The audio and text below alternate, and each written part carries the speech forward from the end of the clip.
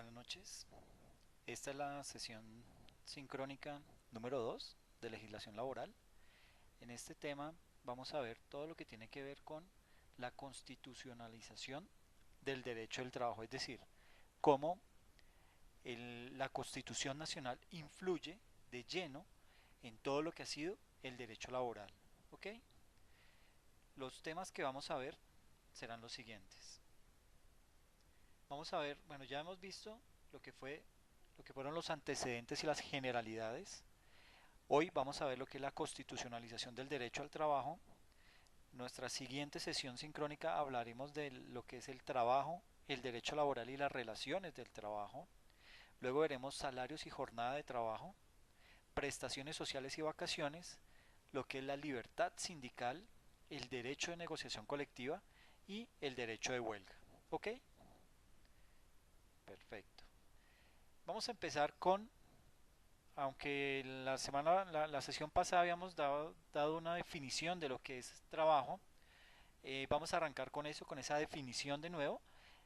Tenemos que el trabajo es una actividad exclusiva del hombre, donde quienes intervienen en la relación lo hacen bajo el interés de recibir algo a cambio. El empleador se beneficia con la tarea realizada y el trabajador con su paga, y los demás favores a que se hace acreedor.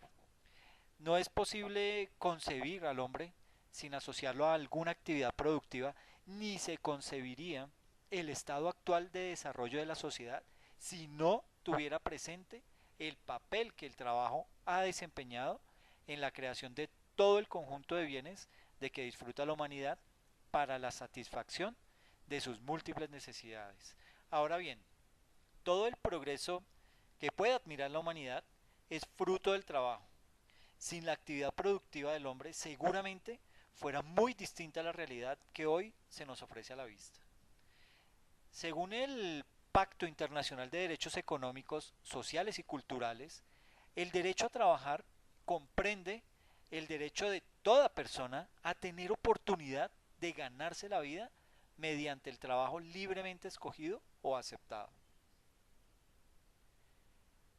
El trabajo como manifestación de las capacidades creativas tanto de hombres como de mujeres que se consideran útiles y capaces de contribuir al bienestar social y a la convivencia, requiere un esfuerzo de valoración y de cierto grado de humanización en virtud del reconocimiento económico y social de lo que es la garantía y aplicación de derechos plenos, pues la persona trabaja no solo para satisfacer sus necesidades propias de la supervivencia, sino también para satisfacer su necesidad de la comunidad, pues además del desarrollo y lo que es la realización personal que prodiga, el trabajo facilita a la persona el cumplimiento de su vocación profesional y es un insustituible medio de servicio a la sociedad. ¿Ok? La dimensión social del trabajo. La, la trascendencia de las relaciones laborales en una sociedad moderna con fenómenos empresariales, con fenómenos tecnológicos, culturales, económicos y de seguridad social que no le son ajenos, demandó de las comisiones primera y cuarta de la Asamblea un detenido análisis de las instituciones que a nivel de canon supremo debían proteger el derecho laboral en Colombia y de sus repercusiones en el ámbito internacional. El articulado propuesto para consideración de la Asamblea parte del principio de que el trabajo es la base del bienestar nacional, la fuente principal del desarrollo y el medio de la realización material y espiritual de la persona. El trabajo no es cuestión que pertenezca exclusivamente a sindicatos, gremios o gremios de empleadores, sino que involucra a todos los individuos y sectores de la sociedad. ¿Ok? Además de los trabajadores, los estudiantes, los desempleados, las personas vinculadas a la economía informal y los jubilados expresaron a través de las mesas de trabajo sus intereses y aspiraciones. Sobre tal premisa abordamos los aspectos esenciales del ordenamiento laboral, procurando armonizar los criterios de la justicia conmutativa y redistributiva sin perder el sentido de la realidad social colombiana. Esto pues aparece en la Gaceta Constitucional número 85 en la página 2.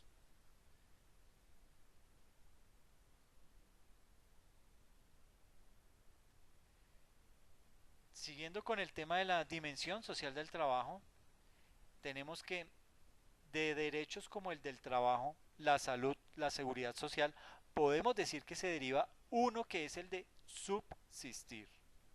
Esto es, a conservarse, a permanecer, a existir en las condiciones normales propias de su naturaleza.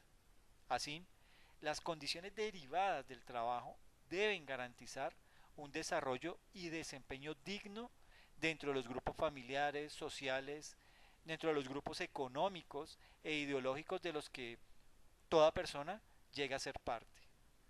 La diversidad de aspectos, de pensamientos, de ideologías, incluso de tendencias y matices personales, permiten que el ser humano interactúe con otros y crea cierta dependencia de sus semejantes para su propio avance y el de su entorno. En el trabajo se hace visible esta interacción cuando cada parte de la relación persigue un fin y entiende que necesita del otro para lograrlo. Este es el empresario, esto es, el empresario necesita de los operarios para obtener su producto, así como el trabajador necesita de su patrono para ir alcanzando sus metas esenciales, sus metas sociales y sus metas familiares. ¿Okay? Partiendo de este postulado, habremos de decir que el hombre por instinto tuvo que comunicarse. Surgió como una necesidad que se mantiene en la actualidad. Y es que es inimaginable vivir en un planeta con diversidad de etnias, con diversidad de culturas, diversidad de creencias, de costumbres, ¿sí? Como para pretender darnos el lujo de hacer cada uno lo que quiere, ¿ok? En este principio surge de golpe lo que conocemos como subordinación, entendida como una figura jurídica que vincula a las personas en la cual, bajo la premisa de existencia de una estructura jerárquica, una de las partes obedece las órdenes impartidas por la otra.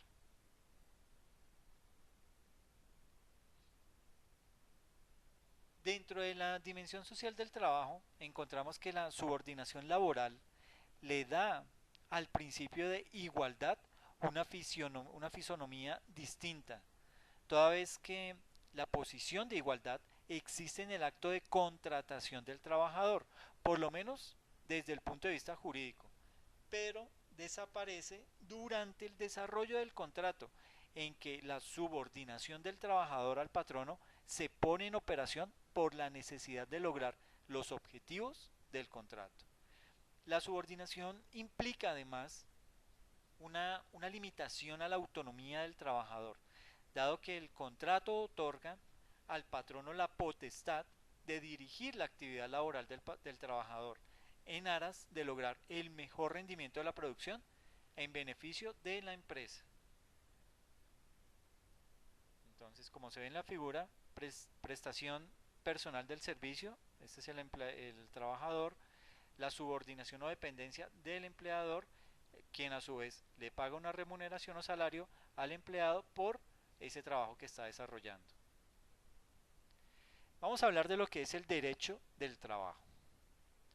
El concepto general, el derecho del trabajo contempla, además de las relaciones entre trabajadores y empleadores, contempla las actividades de las asociaciones profesionales. ¿Okay? Este derecho comprende el conjunto de normas legales encaminadas a regir las relaciones entre prestadores de un servicio personal y los beneficiarios de la labor. El derecho del trabajo mira esas vinculaciones en la medida en que el trabajo se realiza bajo la dependencia del empleador, en oposición al servicio autónomo que se ejecuta libremente por cuenta propia. Con la, con la relación laboral surge la diferencia de condiciones entre las partes intervinientes, lo cual hace necesario a lo largo de la historia establecer reglas y principios que garanticen el equilibrio en el contexto en que se ejecuta la relación de trabajo. Los sectores trabajadores se han venido, llamémoslo, organizando con el fin de manifestarse y hacer que se respeten sus derechos, lo que ha dado lugar a que la protección de dichos derechos trascienda los límites de las normas de los propios estados, para lograr que se instituyan cánones y organismos de carácter inter y supranacional. Las características son las siguientes.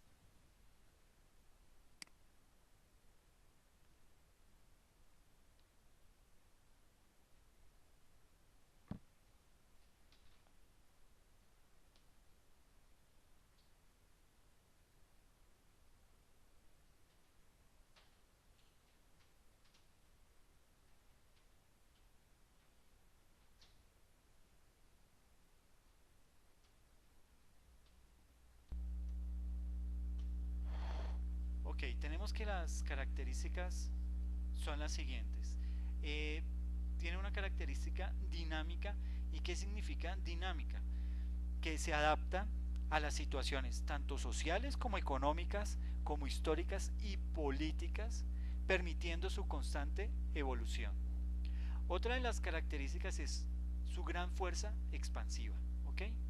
Frente a esto, esa gran fuerza expansiva surgió para proteger a los obreros y hoy regula todas las relaciones jurídicas laborales.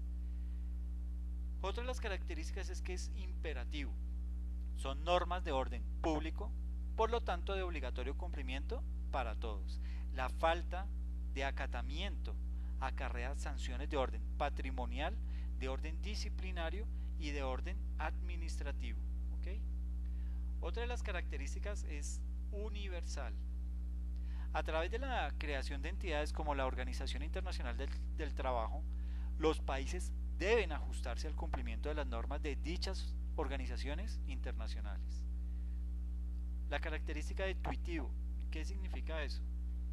Que su esencia la constituye la protección de los derechos de la parte más débil en relación del trabajo. ¿Ok? O sea, se busca proteger al, al que interviene en calidad de más débil. ¿Ok? Y lo de irrenunciables, que hace referencia a que los derechos ciertos e indiscutibles otorgados en virtud de la ley no pueden ser negociados o transados por las partes.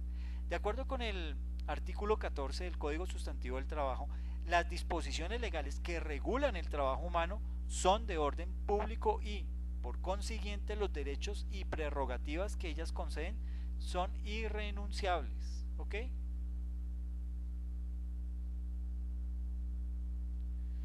Ahora sí, ya entrando de lleno en lo que es la constitución política de nuestro país y ver cómo ésta ampara todos los derechos del trabajo, vamos a empezar a ver los principales artículos, comenzando desde el mismo preámbulo de la constitución. ¿Ok? Pero antes de eso, vale la pena aclarar que por su ubicación dentro de la constitución y la naturaleza del derecho amparado, el trabajo es un derecho fundamental. Hay que tener eso muy en claro. El derecho es el trabajo es un derecho fundamental. ¿Listo? Por esto es que recibe una protección especial, donde el trabajador puede inclusive hacer uso de la figura constitucional de la acción de tutela para buscar ayuda cuando considere que su empleador ha vulnerado los intereses derivados del contrato de trabajo. ¿Ok? Ya entrando de lleno en lo que es el preámbulo de la constitución política, desde ahí se arranca con temas del trabajo.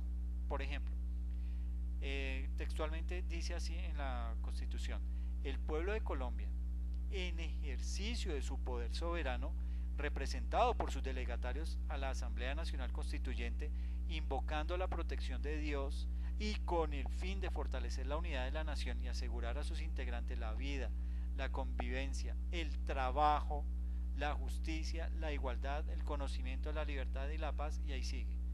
Pero dése cuenta que desde el mismo preámbulo de la Constitución ya se está hablando de la protección al derecho del trabajo. ¿Ok? Luego, en lo que es ya el artículo número 1 de la Corte de la Constitución Política, dice: Colombia es un Estado social de derecho organizado en forma de república unitaria, descentralizada, con autonomía de sus entidades territoriales, democrática, participativa y pluralista, fundada en el respeto de la dignidad humana, en el trabajo y la solidaridad de las personas que la integran y la prevalencia del interés general. Entonces nótese cómo desde el comienzo la constitución política vela y ampara todo lo que son los derechos al trabajo. ¿Ok? Luego del artículo primero pasamos ya a lo que es el artículo 25 de la Constitución Nacional, en donde se dice que el trabajo ya directamente son artículos que se meten de lleno con el tema del trabajo. Y este artículo 25 dice: el trabajo es un derecho y una obligación social y goza en todas sus modalidades de la especial protección del Estado. Toda persona tiene derecho a un trabajo en condiciones dignas y justas. Luego viene el artículo 26, en donde dice lo siguiente: toda persona es libre de escoger profesión u oficio. La ley podrá exigir títulos de idoneidad. Las autoridades competentes inspeccionarán y vigilarán el ejercicio de las profesiones. Y eso está bien. No es bueno que ese tipo de... Si bien es cierto, existe esa libertad, también debe haber algún ente que la regule, o por lo menos que entre a corroborar que esas personas son idóneas para el cargo que están desempeñando. ¿Okay? Por eso es que ahí dice dentro de la Constitución que las autoridades competentes inspeccionarán y vigilarán el ejercicio de las profesiones. Las ocupaciones, artes y oficios que no exijan formación académica son de libre ejercicio, salvo aquellas que impliquen un riesgo social. ¿Okay? Las profesiones legalmente reconocidas pueden organizarse en colegios. La estructura interna y el funcionamiento de estos deberán ser democráticos. ¿Okay? La ley podrá asignarles funciones públicas y establecer los debidos controles. Eso en el artículo 26. Saltamos a lo que es el artículo 38, en donde se habla acerca de: se garantiza el derecho de libre asociación para el desarrollo de las distintas actividades que las personas realizan en sociedad. ¿Ok? Ya el artículo 39 es mucho más puntual y especifica lo siguiente: los trabajadores y empleadores tienen derecho a constituir sindicatos o asociaciones sin intervención del Estado. Ahora no sé eso hasta qué punto sea cierto, pues Colombia por hacer parte de la Organización Internacional del Trabajo y por todo este tema de normas internacionales y de entes a los cuales pertenece Colombia, pues casi que lo obligan a velar por el debido derecho al sindicalismo y a la asociación. Pero hemos visto que esto desde hace mucho tiempo ha venido cobrando víctimas a lo largo de la historia colombiana, hasta el punto en que hoy pues no gozan de mucha credibilidad estas entidades, estos sindicatos. De pronto el único que tiene como más peso es FECODE, y eso porque logra paralizar toda la educación colombiana a nivel de estamentos públicos. Pero digamos organizaciones laborales que cuando van a hacer el incremento del salario no tienen ningún peso, que solamente es escándalo porque ya todos sabemos qué es eso, que simplemente salen como a hacerse notar, como a decir: mire, sí estoy haciendo algo por ustedes, pero a la larga no sirve de nada, ¿sí? Y no sirve de nada porque el gobierno es quien, en ese desacuerdo en el que andan las entidades sindicales con el gobierno, sale el gobierno y decreta el incremento al salario mínimo, y ese fue todo el escándalo. Entonces no sabemos cuál sea en realidad el impacto de los sindicatos hoy en día en nuestro país. ¿Okay? Su reconocimiento jurídico, el de los sindicatos y las asociaciones, se producirá con la simple inscripción del acta de constitución. ¿Okay? La estructura interna y el funcionamiento de los sindicatos y organizaciones sociales y gremiales se sujetarán al orden legal y a los principios democráticos. La cancelación o la suspensión de la personería jurídica solo procede por vía judicial, o sea, tienen un amparo, pero, pero en realidad no sabemos cuál sea el alcance de ese amparo. Pero bueno, también se argumenta que se reconoce a los representantes sindicales el fuero y las demás garantías necesarias para el cumplimiento de su gestión. No gozan del derecho a asociación sindical los miembros de la fuerza pública. Imagínense un sindicato de la policía. El día que quieran aumentar salario, pues nos dejan sin protección y ahí sí se podrán imaginar todo lo que ocurre, ¿no? Luego viene el artículo 43, en donde ya es muy puntual y muy específico, en donde se explica lo siguiente: la mujer y el hombre tienen iguales derechos y oportunidades. La mujer no podrá ser sometida a ninguna clase de discriminación. Durante el embarazo y después del parto gozará de especial asistencia y protección del Estado y recibirá de este subsidio alimentario si entonces estuviere desempleada o desamparada. El Estado apoyará de manera especial a la mujer cabeza de familia. Ahora, esto está muy bonito en la Constitución y todo esto, pero cuando uno entra a ver la realidad, pues se empieza a estrellar con varias cosas, ¿no? Es bueno de pronto hacerle un seguimiento al tema con el objetivo de entrar a mirar cuáles son, es decir, quién es la entidad encargada de hacer respetar estos derechos y eh, cómo puede una mujer acceder a este tipo de beneficios, ¿ok? Ya pasando a lo que es el artículo 48 de la Constitución Nacional, en este se habla acerca de la seguridad social es un servicio público de carácter obligatorio que se prestará bajo la dirección, bajo la coordinación y control del Estado, en sujeción a los principios de eficiencia, universalidad y solidaridad en los términos que establezca la ley. Se garantiza a todos los habitantes el derecho irrenunciable a la seguridad social. El Estado, con la participación de los particulares, irá ampliando progresivamente la cobertura de la seguridad social, que comprenderá la prestación de los servicios en la forma que determine la ley.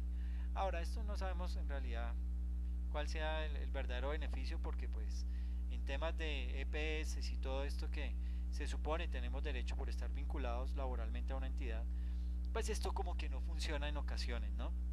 Vemos que para que haya diligencia o eficiencia, que son términos que enuncia la misma Constitución dentro de este artículo, pues no se cumplen.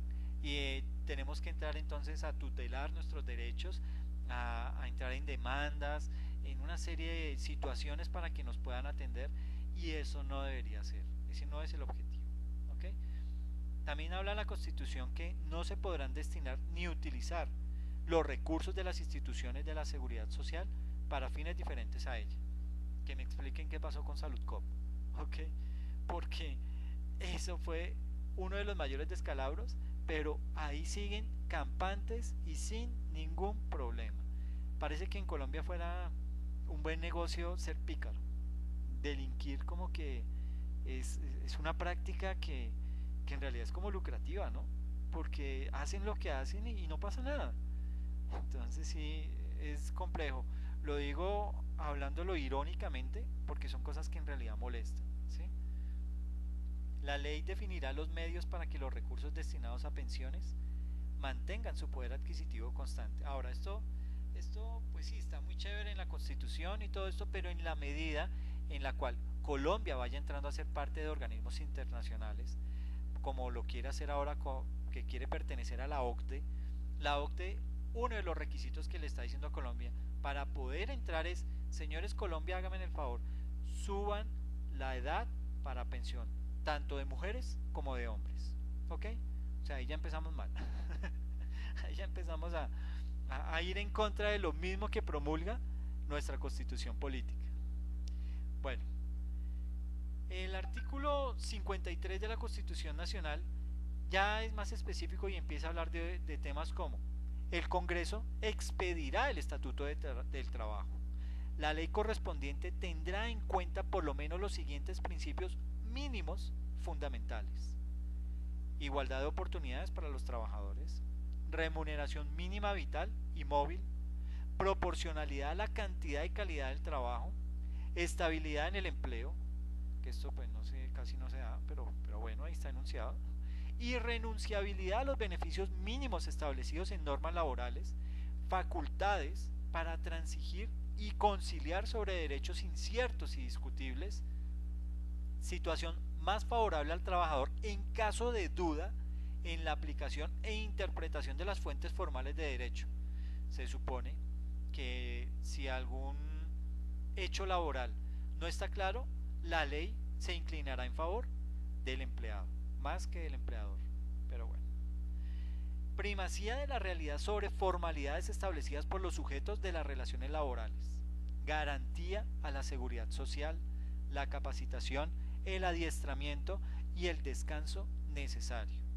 Protección especial a la mujer, a la maternidad y al trabajador menor de edad.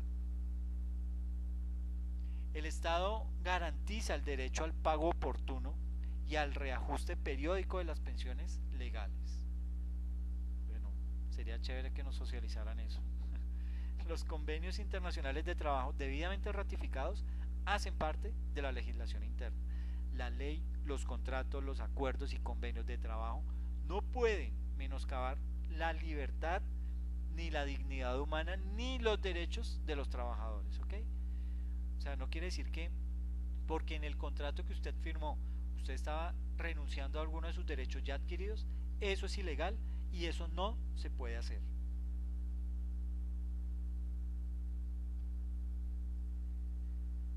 Ya vamos a hablar acerca de lo que es el trabajo como principio, el trabajo como deber y el trabajo como derecho. Arranquemos por principio. En primer lugar, al referirse al trabajo como principio, debe decirse que desde el preámbulo de la Constitución se anuncia como uno de los fines esenciales y propósitos que animaron la expedición de la Constitución bajo la concepción del Estado como social de derecho, el asegurar a las personas la vida, la convivencia, el trabajo, la justicia, la igualdad, el conocimiento, la libertad y la paz.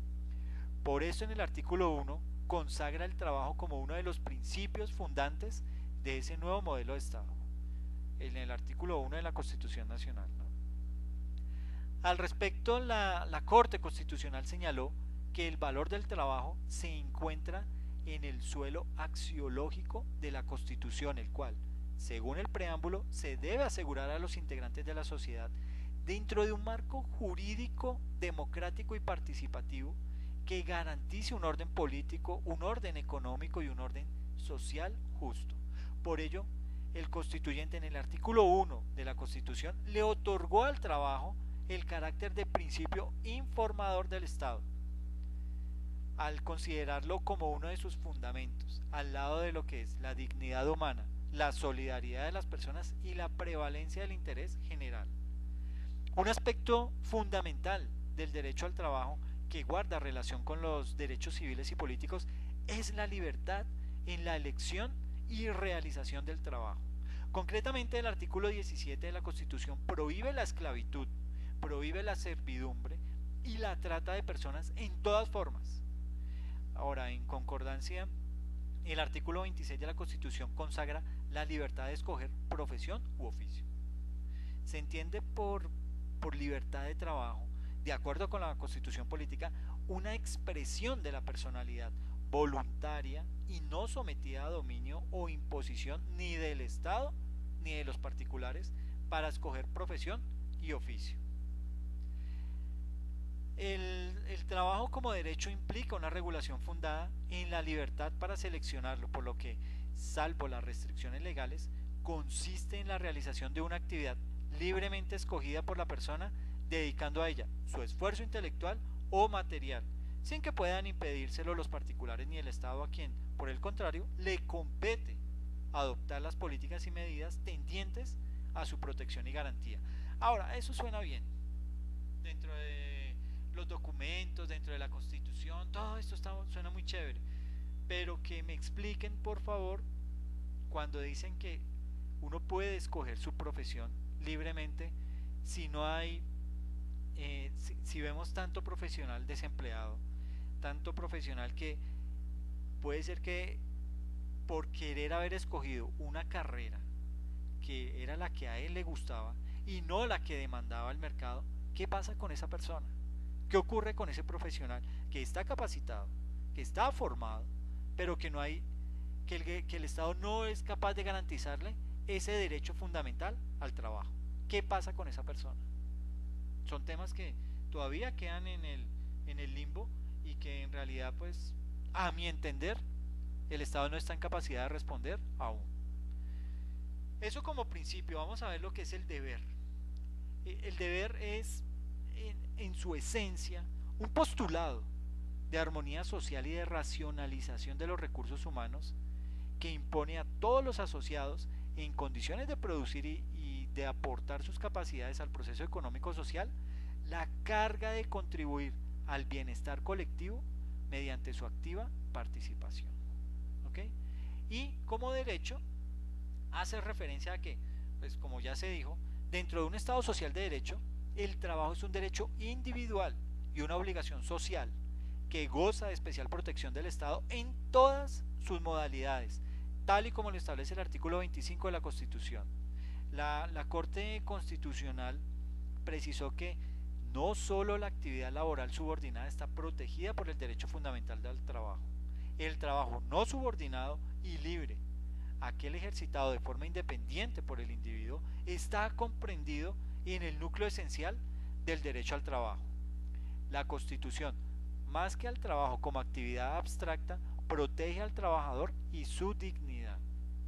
De ahí el reconocimiento a toda persona del derecho a un trabajo en condiciones dignas y justas, así como la manifestación de la especial protección del Estado en todas sus modalidades.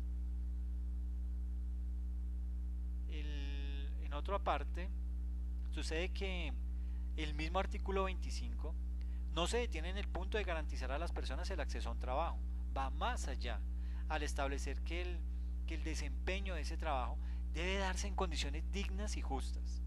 No es suficiente el obtener un trabajo para entender garantizado ese derecho, ¿sí? Deben también concurrir otras condiciones que complementan el cabal desempeño de las labores que se encomiendan al trabajador.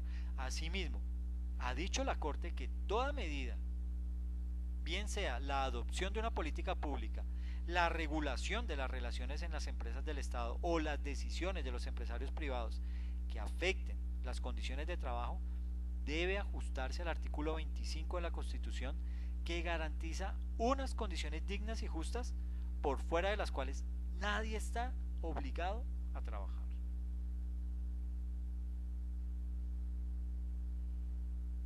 Ahora entremos a ver lo que es ese término de concepto de trabajo digno o decente. ¿Será que en Colombia se cumple a cabalidad? ¿Será que no se violan esas normas? Entremos a detallarlo. Bueno, no es posible concebir el derecho al trabajo aislado de lo que es la dignidad humana. La responsabilidad del Estado va más allá de garantizar el derecho a tener un trabajo. No se trata que garantice un trabajo o una actividad económica sin que el empleado se encuentre en condiciones de seguridad, en condiciones de tranquilidad, de estabilidad, de igualdad, de remuneración justa y en fin que se cumplan con los postulados y normas de carácter nacional e internacional. Bueno, para satisfacer plenamente este derecho no basta con tener un trabajo o una ocupación. También resulta necesario que ese trabajo sea digno. El trabajo digno es entendido como aquel que se realiza en condiciones propicias que garanticen al trabajador la satisfacción más plena posible de todos sus derechos enunciados de manera exhaustiva en el derecho internacional de los derechos humanos. ¿Okay? Un criterio relevante para determinar que el trabajo no es digno es la explotación a la que se ven sometidas las personas en su trabajo y que generalmente están relacionadas con elementos básicos del derecho como la prohibición del trabajo forzoso, la no discriminación en todos los niveles de empleo, la capacitación, la remuneración, la seguridad y la salubridad, entre muchos otros aspectos. La Organización Internacional del Trabajo, la OIT, como principal centro de formulación de normas laborales internacionales, se ha ocupado de promulgarlas, se ha ocupado también de desarrollar programas en materia de trabajo digno y señalar sus aspectos económicos, sociales y políticos. Infortunadamente, a pesar de que la comunidad internacional aboga por el respeto al derecho al trabajo y a que éste sea digno, existen problemas importantes para su efectiva realización en muchos países miembros de la OIT, principalmente por la disminución de lo que son esas oportunidades de empleo y el deterioro de las condiciones laborales. Es decir, puede que surja bien como ley, pero con el tiempo, si no se le hace seguimiento a esa ley, se va degradando los derechos. El objetivo primordial de la OIT, de la Organización Internacional del Trabajo, es promover oportunidades para que tanto mujeres como hombres puedan obtener un trabajo decente y productivo en condiciones de libertad, de igualdad, de seguridad y de dignidad humana. Esto lo promulgó Juan Somavia, que es el director general de la OIT. El trabajo decente resume las aspiraciones de las personas en su vida laboral, aspiraciones en relación a oportunidades e ingresos, derechos, voz y reconocimiento, a una estabilidad familiar y desarrollo personal, a que exista justicia e igualdad de género. Las diversas dimensiones del trabajo decente son pilares de la paz en las comunidades y en la sociedad. El trabajo decente refleja las preocupaciones de gobiernos, trabajadores y empleadores que dan a la OIT su singular identidad tripartita. Ahora bien, esta parte es bien relevante, sobre todo cuando, pues para nadie es un secreto que los grupos insurgentes surgen precisamente porque no tienen de pronto posibilidades. Bueno, también es cierto que en Colombia tenemos la mala cultura del dinero fácil y eso también hace que sea un aliciente para este tipo de trabajos, pero, pero sucede que los grupos insurgentes, en su gran mayoría, las personas que caen en esto, lo ven es porque es como una salida a suplir esa necesidad de empleo, ¿ok? Sea porque no han tenido oportunidad de capacitación, sea porque no han tenido en realidad oportunidades laborales y como tal ven en este tipo de situaciones el campo perfecto para poderse desempeñar. En esta parte pues yo creo que todos estamos muy pendientes de lo que va a pasar con el proceso de paz, que pues desde mi punto de vista era algo necesario, pero que hay que estar vigilantes, hay que estar muy pendientes. Considero que había que hacerlo. De pronto, sí, en un proceso de estos de negociación, por lo general siempre pierde el Estado, quedan como en desventaja, pero eso ha pasado en muchos otros países. Pasó con Irlanda, pasó en España. Bueno, no es que quiera decir que consuelo de muchos, consuelo de tontos, pero es decir, son situaciones que de pronto podemos sacar adelante, ¿sí?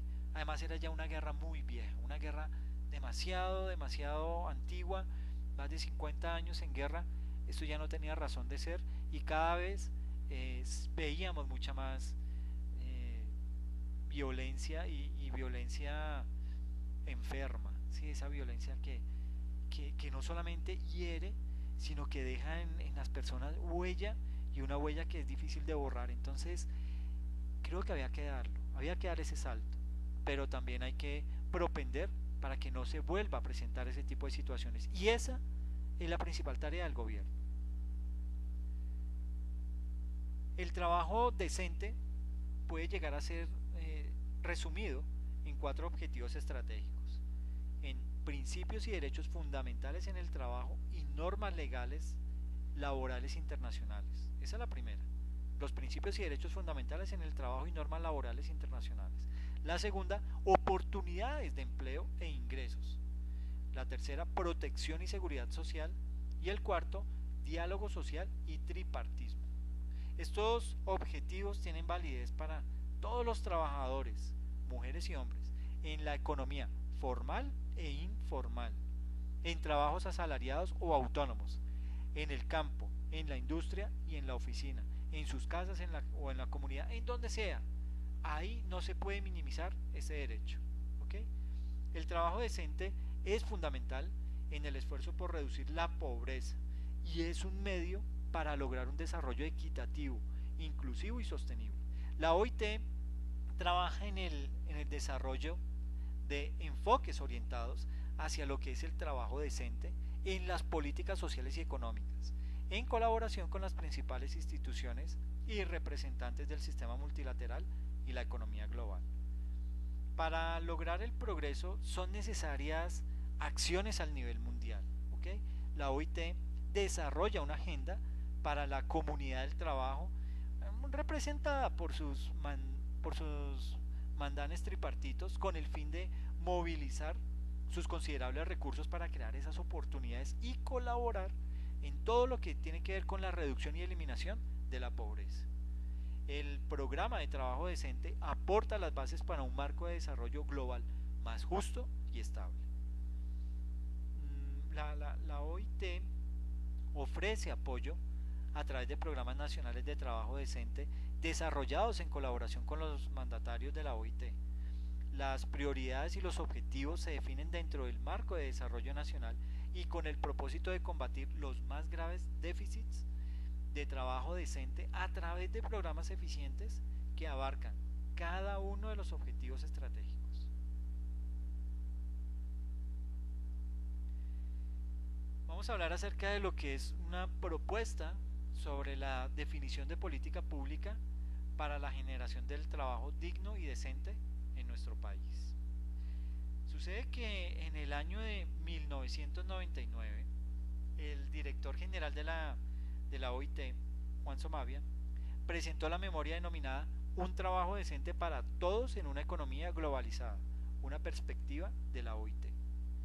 En ese documento, la OIT establece como uno de sus principales objetivos el fomentar las oportunidades para lograr un trabajo decente para todas las mujeres y los hombres. Con este propósito, en la misma memoria, el director traza una serie de metas específicas para la OIT en los siguientes términos: lograr el respeto universal de los principios y derechos fundamentales del trabajo, crear más oportunidades de empleo y de ingresos para mujeres y hombres, ampliar la protección social y promocionar el diálogo social. Esto pues en el marco de la sesión que hubo en la OIT en el año de 1999. La regulación normativa internacional. ¿A qué hace referencia esto? Sucede que la Carta Internacional de los Derechos Humanos de las Naciones Unidas, este primero que vemos acá, aprobada y proclamada el 10 de diciembre de 1948, cuyo artículo 23 previene que toda persona tiene derecho al trabajo, a la libre elección de su trabajo, a condiciones equitativas y satisfactorias de trabajo y a la protección contra el desempleo, y el artículo 24 pregona que toda persona que trabaja tiene derecho a una remuneración equitativa y satisfactoria que le asegure, así como a su familia, una existencia conforme a la dignidad humana y que será completada en caso necesario por cualesquiera de otros medios de protección social. Como vemos, esta Declaración Universal de los Derechos Humanos, promulgada en su momento por las Naciones Unidas, encontramos muchas similitudes entre lo que dice el artículo número 1 de nuestra Carta Constitucional, y vemos que es como una fiel copia, ¿no? Entonces no se les haga raro que mucho de esto en nuestra Constitución suene muy bonito, pero al momento de entrar a analizarlo, pues vemos que es una fiel copia y que aparte no se cumple nada de eso. Entonces son cosas como para pensar, ¿no? Sucede que la Carta de la Organización de los Estados Americanos eh, proclama que el trabajo es un derecho y un deber social. No se considerará como artículo de comercio y reclama respeto a la dignidad de quien lo presta y ha de efectuarse en condiciones que aseguren la vida, la salud y un nivel económico decoroso. Ahora, el Pacto Internacional de los Derechos Económicos, Sociales y Culturales pregona lo siguiente: Aprobado por la Ley 74 de 1968, dice en su artículo sexto que los estados partes reconocen el derecho a trabajar, es decir, los estados que hacen parte de este pacto reconocen el derecho a trabajar, que comprende el derecho de toda persona de tener la oportunidad de ganarse la vida mediante el trabajo libremente escogido o aceptado, y tomarán las medidas adecuadas para garantizar este derecho. Y en el artículo séptimo dice que los estados reconocen también que se asegura a los trabajadores condiciones de existencia dignas para ellos y para sus familias. No sé qué pasa con los entes que vigilan, en donde vemos que hay muchas organizaciones que no cumplen estos derechos a cabalidad y que van en detrimento de los mismos. ¿Ok? La Convención de Roma de 1950 expresa lo siguiente: sobre salvaguardia de los derechos del hombre y de las libertades fundamentales, proscriben la esclavitud, la servidumbre y los trabajos forzados. Y eso lo dice en su artículo cuarto. El Pacto de San José de Costa Rica, aprobado por Colombia por la Ley 16 de 1972, también hace énfasis en ese mismo sentido. Ahora, sucede que la Convención Americana de Derechos Humanos establece el desarrollo progresivo de estos derechos y compromete a los estados a garantizar estos derechos, que se encuentran incluidos en la Carta de la OEA, reformada por el referido Protocolo de Buenos Aires, que tiene unos enunciados que son realmente propósitos políticos cuando afirma, y lo cito textual: los Estados miembros, dice el artículo 31 de la Carta, a fin de acelerar su desarrollo económico, convienen en dedicar sus máximos esfuerzos al logro de las siguientes metas. Primero, incremento sustancial y autosostenido del Producto Nacional per cápita. Segundo, distribución equitativa del ingreso nacional. Que me expliquen por qué, a dónde fue a parar los recursos de Reficar que se robaron y todos los demás escándalos que han habido. A ver en dónde queda esa distribución equitativa del ingreso nacional. Tercero, habla acerca de los sistemas impositivos adecuados y equitativos, que también esto brilla por su completa corrupción. Como cuarto, la modernización de la vida rural. Quinto, industrialización acelerada y diversificada. Sexto, estabilidad del nivel de precios internos, de la armonía con el desarrollo económico sostenido y el logro de la justicia social. Que alguien me explique por qué los precios de los medicamentos suben arbitrariamente y nadie los vigila y nadie los controla. Séptimo, salarios justos, oportunidades de empleo y condiciones de trabajo aceptable para todos. Octavo, erradicación rápida del analfabetismo. En ese punto parece que sí hemos estado cumpliéndolo a cabalidad. Como noveno, defensa del potencial humano mediante la extensión y la aplicación de los modernos conocimientos de la ciencia médica. Décimo, nutrición adecuada. ¿Qué pasará con los niños en Riohacha? Bueno. Punto 11, vivienda adecuada. Punto 12, condiciones urbanas que hagan posible una vida sana, productiva y digna. Como punto 13, promoción de la iniciativa de la inversión privada en armonía con la acción del sector público. Y como punto 14, la expansión y diversificación de las exportaciones. Suena muy bonito, pero tendremos que seguirlo analizando. Y ya para finalizar, en la Organización Internacional del Trabajo, en la OIT, existen varios convenios que hablan acerca de lo siguiente. Por ejemplo, sale el convenio número 2, trata sobre el desempleo, y esto fue en el año de 1919.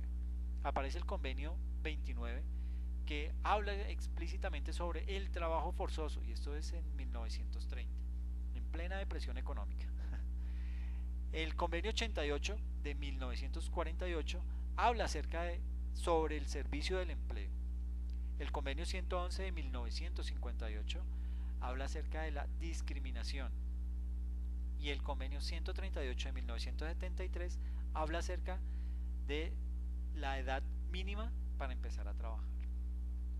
Pues como ven, son temas que se ven muy, muy bonitos, pero yo creo que vale la pena ahondar en cada uno de ellos. Y cuando digo ahondar en cada uno de ellos, no es solamente dedicarnos a leerlos.